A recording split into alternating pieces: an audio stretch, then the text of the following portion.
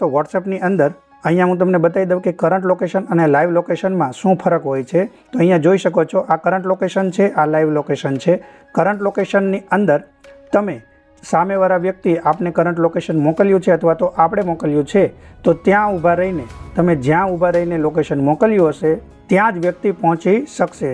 તેથી તમે બીજી જગ્યાએ જશો તો એ લોકેશન સામેવાળા વ્યક્તિને ત્યાં પહોંચાડી દેશે, તમારી પાછળ નહીં આવી શકે। પરંતુ લાઈવ લોકેશનની અંદર તમે જે કોઈ ટાઈમ સિલેક્ટ કર્યો છે ત્યાં સુધી તમે અલગ અલગ જગ્યાએ જશો તો સામેવાળો વ્યક્તિ તમારી પાસે અલગ અલગ જગ્યાએ આવી જશે। એક્ઝામ્પલ માટે હું તમને સિમ્પલ ભાષામાં સમજાવું તો અહીંયા તમે જોઈ શકો છો કે બે મિત્રો એક સાથે કાર લઈને ગયા છે તો આગળ પાછળ થઈ ગયા છો।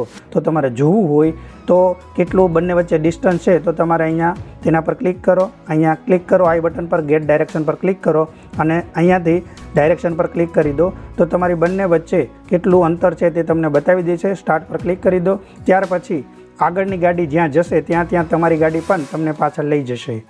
આ રીતે લાઈવ લોકેશન એક સાથે લાઈવ ચાલે છે, તેથી તેને લાઈવ લોકેશન કહે છે।